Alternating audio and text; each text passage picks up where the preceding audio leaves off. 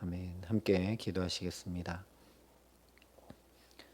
사랑의 아버지 하나님, 오늘도 주 앞에 우리를 불러주심을 감사합니다. 하나님, 오늘 이 하루도 복되신 말씀을 따르고자 주님 앞에 엎드려 나아가오니 우리를 붙드시고 동행하여 주시옵소서. 하나님, 생명의 말씀이 그대로 이루어지는 축복된 오늘이 될 수 있도록 이 시간 우리에게 주의 말씀을 들려주시고 그 말씀을 깨달아 알게 하시며 이 말씀이 곧 나의 말씀이 되어 이 말씀에 붙들려 이 하루를 살아감에 부족함이 없도록 성령 하나님 이 시간 임재하시고 다스리시며 우리를 깨우쳐 주시고 이 말씀을 행할 지혜와 힘과 능력을 더딥히시며 함께하여 주시옵소서. 감사를 드리며 우리 구주 예수 그리스도의 이름으로 기도합니다. 아멘. 오늘 우리에게 주시는 하나님 말씀은 창세기 27장 30절부터 40절까지의 말씀입니다. 창세기 27장 30절부터 40절까지의 말씀입니다. 창세기 27장 30절부터 40절까지 말씀을 제가 봉독해 드리겠습니다. 하나님의 말씀입니다. 이삭이 야곱에게 축복하기를 마침에 야곱이 그의 아버지 이삭 앞에서 나가자 곧 그의 형 에서가 사냥하여 돌아온지라. 그가 별미를 만들어 아버지에게로 가지고 가서 이르되 아버지여 일어나서 아들이 사냥한 고기를 잡수시고 마음껏 내게 축복하소서. 그의 아버지 이삭이 그에게 이르되 너는 누구냐? 그가 대답하되 나는 아버지의 아들 곧 아버지의 맏아들 에서로소이다. 이삭이 심히 크게 떨며 이르되 그러면 사냥한 고기를 내게 가져온 자가 누구냐? 내가 오기 전에 내가 다 먹고 그를 위하여 축복하였은즉 그가 반드시 복을 받을 것이니라. 에서가 그의 아버지의 말을 듣고 소리질러 슬피 울며 아버지에게 이르되 내 아버지여 내게도 축복하소서. 내게도 그리하소서. 이삭이 이르되 내 아우가 와서 속여 내 복을 빼앗았도다. 에서가 이르되 그의 이름을 야곱이라 함이 합당하지 아니하니이까 그가 나를 속임이 이것이 두 번째니이다. 전에는 나의 장자의 명분을 빼앗고 이제는 내 복을 빼앗았나이다. 또 이르되 아버지께서 나를 위하여 빌 복을 남기지 아니하셨나이까. 이삭이 에서에게 대답하여 이르되 내가 그를 너의 주로 세우고 그의 모든 형제를 내가 그에게 종으로 주었으며 곡식과 포도주를 그에게 주었으니 내 아들아 내가 내게 무엇을 할 수 있으랴. 에서가 아버지에게 이르되 내 아버지여 아버지가 빌 복이 이 하나뿐이리이까. 내 아버지여 내게 축복하소서. 내게도 그리하소서 하고 소리를 높여 우니 그 아버지 이삭이 그에게 대답하여 이르되 내 주소는 땅의 기름짐에서 멀고 내리는 하늘 이슬에서 멀 것이며 너는 칼을 믿고 생활하겠고 내 아우를 섬길 것이며 내가 매임을 벗을 때에는 그 멍에를 내 목에서 떨쳐 버리리라 하였더라. 아멘. 오늘 말씀은 이삭이 에서를 축복하는 장면을 전해주고 있습니다. 지금까지 함께 나눴던 것처럼 이삭도 리브가도 야곱도 장자의 축복 앞에 신실하지 못하고 하나님의 약속의 말씀을 따르거나 믿음 위에 서 있지 못했으며 무엇보다 하나님을 의지하고 기도하지 않았습니다. 오히려 자기들의 계획과 생각과 뜻대로 장자 축복을 실행해 나갔습니다.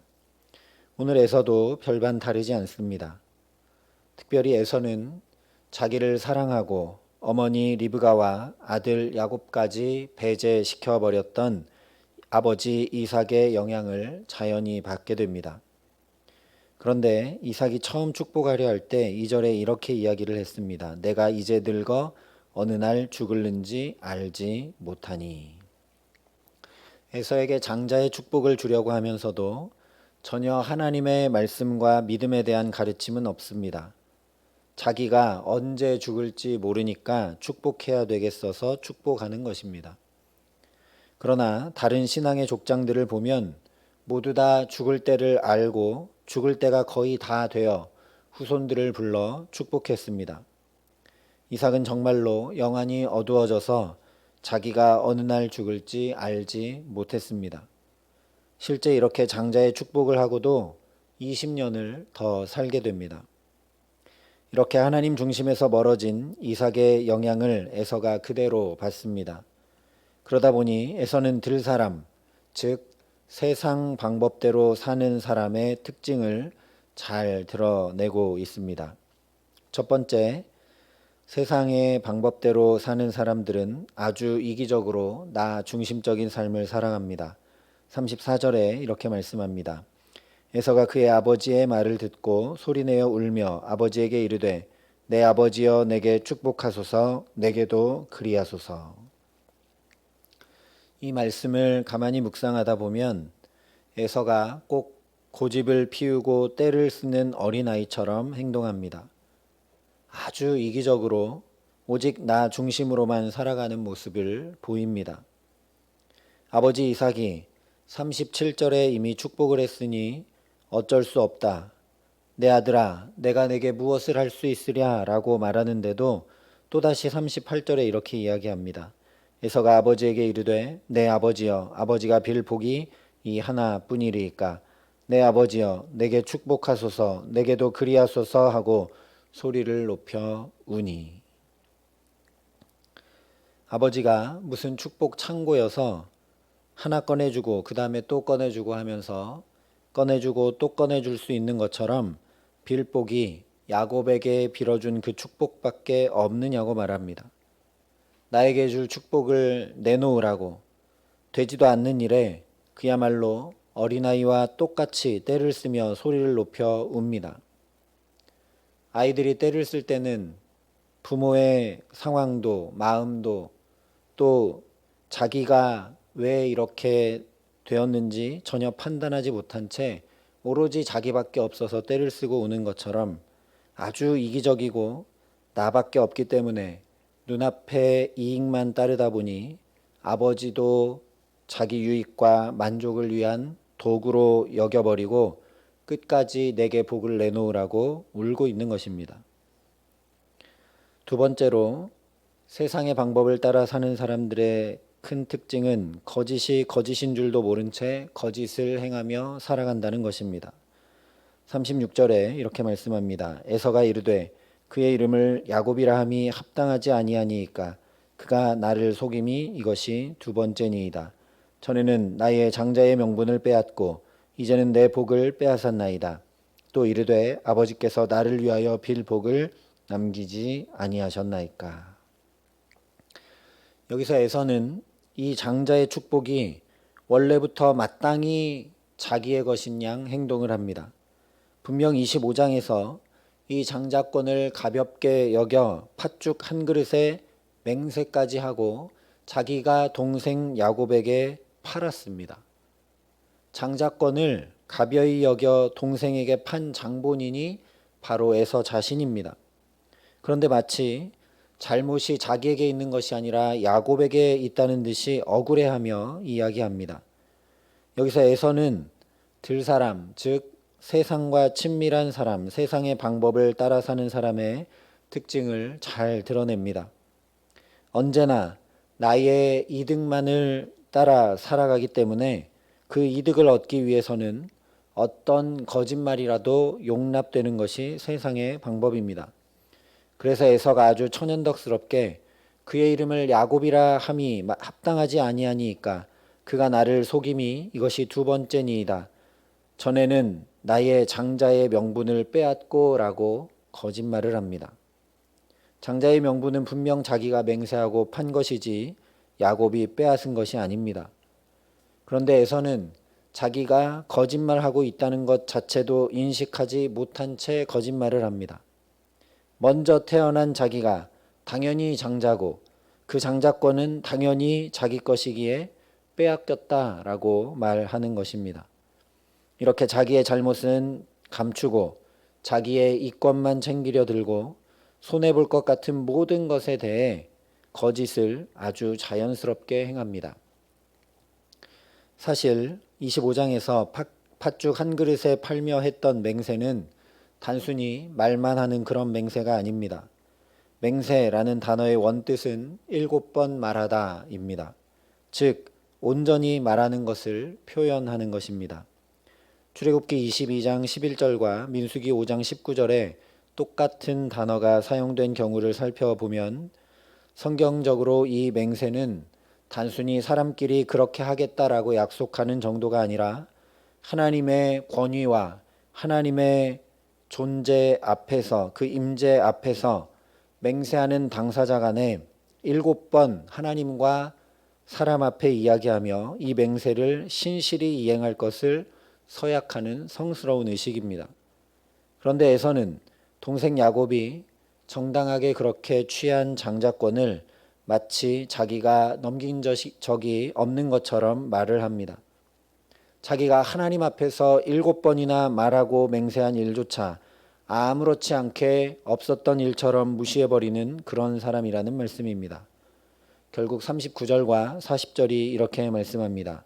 그 아버지 이삭이 그에게 대답하여 이르되 내 주소는 땅의 기름짐에서 멀고 내리는 하늘 이슬에서 멀 것이며 너는 칼을 믿고 생활하겠고 내 아우를 섬길 것이며 내가 매임을 벗을 때에는 그 멍에를 내 목에서 떨쳐버리리라 하였더라.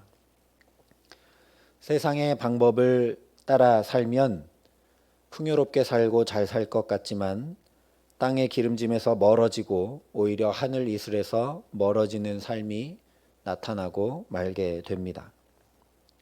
이삭이 에서에게 말한 이 내용은 그냥 보기에는 전혀 그래서 축복처럼 보이지가 않습니다. 실제 39절에 이삭이 대답했다라고 말씀하고 있지 축복했다라고 기록하고 있지 않습니다. 27절에서는 야곱에게 분명 축복했습니다. 그러나 이것이 에서에게 정말 큰 축복임을 우리가 알아야 합니다. 에서는 들사람으로서 하나님이 아니라 칼을 믿고 생활하는 자입니다. 지금까지 살펴본 대로 에서는 하나님을 믿고 의지하여 생활할 줄을 모릅니다. 그러나 여기 말씀한 대로 아우 야곱을 섬김으로, 즉 하나님께서 어머니 리브가를 통해 주셨던 그 말씀, 또한 지금 아버지 이삭의 입술을 통해 자기에게 들려주신 말씀에 순종하여 나가면 자기의 그 불같은 성격, 자기 눈앞에 이득만 따라 사는 생활, 그래서 땅의 기름짐과는 멀고 칼을 믿고 생활해야만 하는 그의 불안한 삶의 터전이라는 멍에가 떨쳐질 수 있기 때문입니다. 그러니 이것은 에서에게 가장 적합한 축복입니다. 리브가와 야곱이 계책을 쓰지 못해 자신이 아버지 이삭에게 장자의 축복을 받았다 해도 칼을 믿고 눈앞에 이득만 따라 사는 에서에게 그것은 전혀 축복이 될 수 없습니다. 마치 집을 나간 탕자가 유산을 받지만 아직 유산을 받아 관리할 능력이 없기에 받았던 그 유산이 오히려 자신을 허랑방탕하게 하고 망하게 한 것과 똑같습니다. 그러니 하나님께서 마음껏 축복해 주시고자 해도 분량만큼밖에 축복받지 못합니다. 그 분량 이상이 되면 오히려 축복이 저주가 될 수밖에 없기 때문입니다. 에서가 만약 이 말씀대로 하나님께서 말씀하신 대로 동생 야곱과 사랑하며 지내고 야곱의 길을 인정하고 자신의 길을 잘 걸어갔다면 이 멍에를 떨쳐버릴 수 있었을 것입니다. 그러나 에서는 오히려 41절에 말씀한 대로 야곱에게 축복한 그 축복으로 말미암아 질투와 살의까지 느끼게 됩니다. 이기심과 분노로 가득 찬 에서는 눈과 귀가 다 가리워져서 자기의 축복이 어떤 것인지 전혀 생각하지 않습니다. 이것은 창세기 3장에서 아담이 하나님의 얼굴을 피하여 숨은 것, 4장에서 가인이 하나님 앞을 떠나 자기 성을 쌓아버린 것과 똑같습니다. 특별히 자신에게 꼭 맞는 축복을 받고도 분내며 형제를 죽이려 하는 모습은 예배를 드린 후에 동생을 죽이던 가인과 하나도 다를 바 없는 모습입니다. 그때 하나님께서 분명 가인에게 이렇게 말씀해 주셨었습니다. 내가 너를 원하나 죄가 너를 원하나 너는 죄를 다스릴지니라.